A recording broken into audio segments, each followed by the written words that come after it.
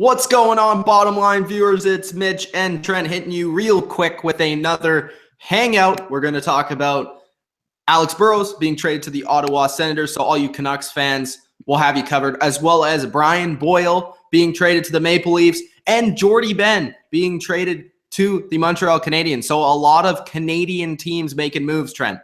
Absolutely. There's a lot of Canadian teams. You also forget the most important trade, Timo Pulkkinen to the Arizona Coyotes for future considerations. Definitely the most important trade of this entire day. But yes, there's a lot of great trades. I'm finally glad to see that it's finally kicking off, that we're finally getting some trades. Thank you for that. We're finally getting some trades before the trade deadline. As we said in our previous videos, it's about bloody time that something exciting happened in the NHL for once this season. Yeah, so if you guys are in the live chat, let us know what you think of the trades. If you're a Canucks fan, Maple Leafs fan, Canadiens fan, Senators fan, whatever it is, let us know your thoughts on the trades today. Not as big as yesterday's trades, for sure, but there's some solid moves here, Trent. Where do we want to start? Do we want to start with the first trade? I think we should. Okay, so Alex Burrows? Sounds good to me there, Mitch. I'm wearing my Canucks jersey. I'm all ready for it. Okay, so what's the details in terms of Alex Burrows' trade? Because we all know that Alex Burrows has now signed a 2-year deal for about $5 million. He's going to play in Ottawa, but what did the Canucks get in return? The Canucks got this excellent prospect named Jonathan Dahlen. I mean, a lot of people are upset on the Canucks side. A lot of people are upset on the Senators side. Now, this Dahlen guy, don't take him for granted. He's going to be a middle six forward. He's only 19 years old. And he's a super Swede. We've always had great luck with the Swedish players, especially the Swedish centers. I mean, we've had Henrik Sedin, Sammy Paulson. We've done great with our Swedish centers, and this is just another guy. You look in our center depth, all that we really have for the future is Bo Horvat. So you get a guy like Jonathan Dahlen in there, and he's going to do absolutely great. Son of Ulf Dahlen, who also played the NHL. And yes, it is sad to see Alex Burrows go, but isn't it fitting to see him go now? For now, he is the 14th best franchise player for points in the Canucks history. I mean, come on, that's got to be a little bit of sweet justice right there. It's sad to see him go, but just think of it this way. Senators are doing really well this year, and Burrows actually might be able to win that Stanley Cup, which we've all wanted to see him do it in a Canucks jersey. But hey, at least he's in still a Canadian franchise. Yeah, he's still in a Canadian franchise, and I thought, like, if he would go somewhere, it would be somewhere in the East Coast in Canada, because he is from Montreal. You know, he's from Quebec. He is a French speaker initially, and then he came to Vancouver, and he kind of got accustomed to Vancouver. Didn't really want to leave, but where I thought he would go was somewhere in the West or the East Coast. You know, Toronto, Ottawa, Montreal would have been the ideal situation for me, I would have thought. But for him to go to Ottawa, I think it makes a lot of sense, because Ottawa is a team, like you said, playing very well. They're in a playoff position. They're a team that's looking to add some experience and add some grit to their team. I think not only is Alex Burrows playing a lot better this season than he has in the last couple of seasons in terms of point producing and scoring, but he can also, in many ways, add some grit to your team. He can add some leadership, and he can add some playoff experience. He's been to many deep times into the playoffs, one playoff Stanley Cup experience with some big goals in there. And he can also provide, you know, a little bit of penalty killing, a little bit of fourth line magic. So Alex Burrows can do a little bit of it all, which is what Canucks fans have really appreciated about him over the course of his career. And now he's going to bring that to Ottawa with a team with a lot of skill, but not necessarily a lot of grit. It's true. I mean, you look at Ottawa's grit, determination, and really all that they've had for the past 10 or so years is Chris Neil. Chris Neil is ancient now. He's like 80,000 years old at this point. He can't be the fighter and the gritty player that they want him to be anymore. So I like how you added that he is a gritty player there, Mitch and Burrows. Something that they've really been lacking a lot in their depth for quite a long time now. Yeah, so as a Canucks fan, are you pleased about this trade? As a Canucks fan, I hate to see Burrows go, but I really like the prospect that we got back. I remember when the trade happened, you said that you wish that we got a little bit more. So do I, but initially, I was like, I thought maybe they would get a draft pick or something, but then the way I looked at it was this guy was drafted last year in the second round, so ideally it was a second-round pick with maybe it's good, maybe it's bad that they didn't get to pick the player, but maybe they like the player enough that, hey, this is a guy maybe they looked at in the draft last year they weren't able to get, so, you know, they tried to trade for him instead, and that's what they got. So it is basically a second-round pick with another year in a system, so he's a little bit more NHL ready in that sense. Yeah, that's true. I just hate what Jordie Benn said during the post trade interview. What did he say? I didn't hear this, Trent. I want you to rant if it's bad. I only tuned in for the last little bit of it, but he basically was like, "Oh yeah, we're gonna see if Jonathan Dahlen works out for us for the preseason. If he doesn't work well, we're not gonna sign him at all. We're just gonna let him go to free agency." I'm like, "Screw you, man. Screw you. Okay, can we just fire him already?" Did he say that just to put fear into the young man, or did he say that just because he said that just to be a prick, like Jordie Benn always is? Because he's an idiot. Be a prick, yeah. Oh, okay. All right, let's move on. So the Burrows is going to the Senators for a chance to win a Stanley Cup and for a chance to lead a young team into the playoffs. So we're going to the next trade, which I guess we'll go with the Habs trade. Yeah, I'd agree. Yeah. Let's go with the Habs trade, the next trade, yeah. All right. Okay, so the Canadiens acquired defenseman Jordie Benn from the Dallas Stars. Jordie Benn is a pretty solid D-man. I've always kind of liked him. He's the brother of Jamie Benn, right? That is indeed correct. Yeah, and I think they're both from Victoria, so that's interesting. But, Jordie Benn is now heading from the Stars, a team that was, top of the Western Conference last year. Now they're near the bottom, and he is headed to Montreal to help with the depth on defense of Montreal. What I've liked about Montreal this year is their ability they have 3 guys on their defense that has really been able to score from the back end. And I think that's helped them this season. And I think that it will also help them in the playoffs. But they needed that, 5th, 6th defenseman and even a depth defenseman to help them in the playoffs. You can never go wrong with that. Jordie Benn is a solid contributor. He's a little bit of a hacker. He's a little bit of a grinder, a little bit of, a gritty player, and that can help you in the playoff situations. And I think it's a pretty good move for Montreal, a team that's looking to win the Stanley Cup. And they also moved out a guy named Greg Pateryn. And if you guys aren't really that popular, if you don't know much about the Montreal Canadiens, Pateryn actually, he was a little bit of a disturber in the Montreal Canadiens franchise the past couple weeks. He actually was starting to diss the team because he was getting scratched during games and stuff like that. So he was starting to bad talk the team. That's why he was put on the trading block. So it was the kind of thing where if you can get a defenseman with as much skill, if not a little bit more, in Jamie Benn, for a guy who doesn't even want to be a part of the franchise anymore, pretty good trade in my opinion. And, Greg Pateryn, maybe he just needs a change of scenery. Dallas is also going to be a good team this year. And that's going to be good for him because Dallas, I don't think they have as strong of a defensive core as probably Montreal, No. There's probably a little bit of room for Pateryn to grow in Dallas rather than a franchise. That's been their weakness over the past couple of years, and that's even why I was a little shocked last year watching the Stars. They had a bunch of guys kind of grow into spots, but you were like, really, they're this good without having that good of a defensive core. But now it's shown, and especially in their goaltending, it lacks. So maybe, like you said, new change of scenery does work. It is a smaller move, but I think it helps out both teams possibly. So we'll see where that goes. The next deal is with the Maple Leafs. They brought in Brian Boyle, one of my personal favorite, third, fourth line grinder type, checking types.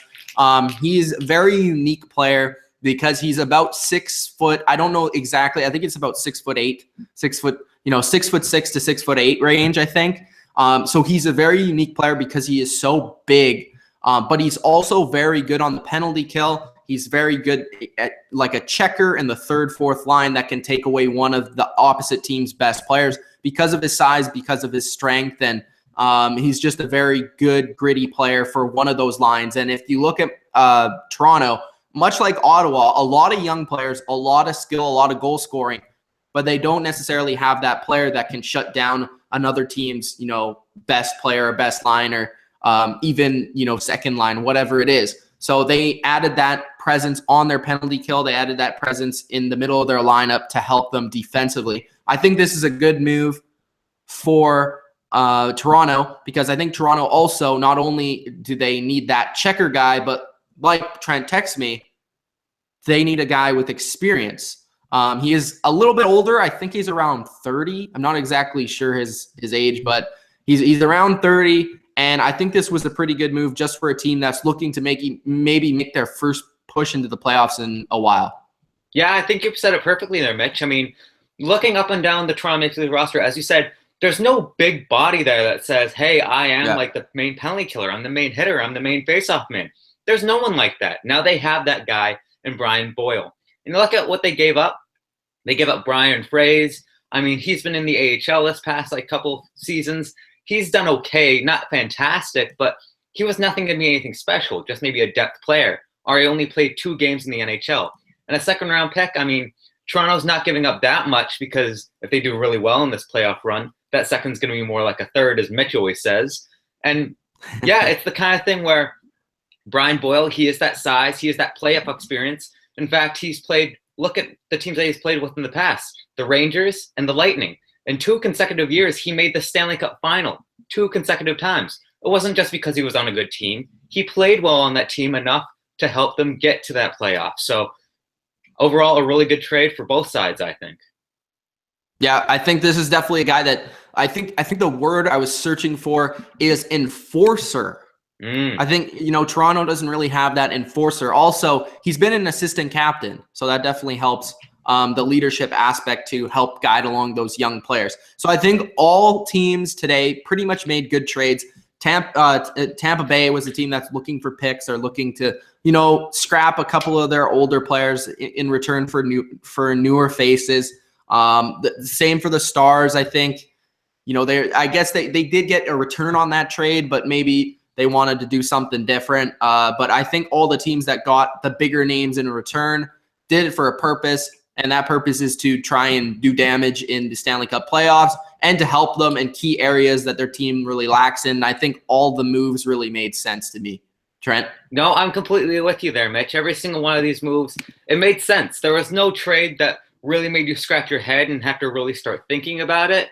I mean, not like the Ben Bishop one where it was like, okay, we have to actually do some research of why do the Kings want Ben Bishop? And then it was like, well, we now understand. But there's been nothing where it's like, okay, well, this GM's now definitely fired or anything like that.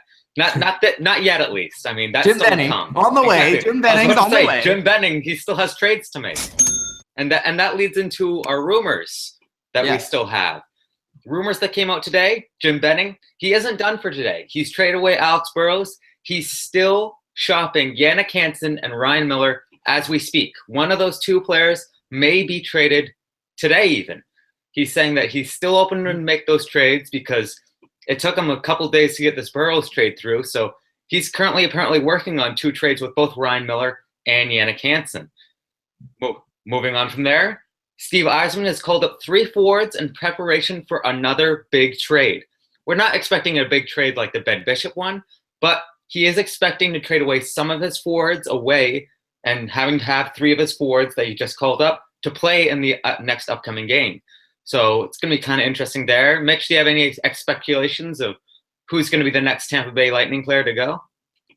Ooh, I'm going to say one of their defensemen. I'm not sure, but maybe one of their middle-aged defensemen there. Yeah, what do you think? Yeah. I could see that. I could also maybe see another bottom 6 kind of forward guy, like maybe a JT Brown or something like that.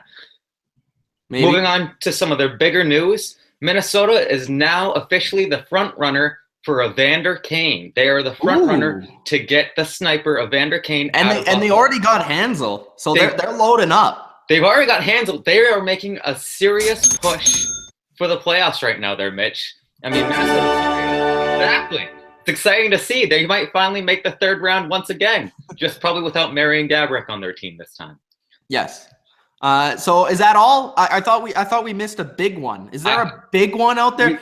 We got 2 more big ones there, Mitch. Oh, okay. Big. I want huge. Let's go. 2 more huge ones. This one's going to affect you there, Mitch. Pittsburgh and Washington are in a fierce battle, both giving up higher and higher stuff for Kevin Shattenkirk.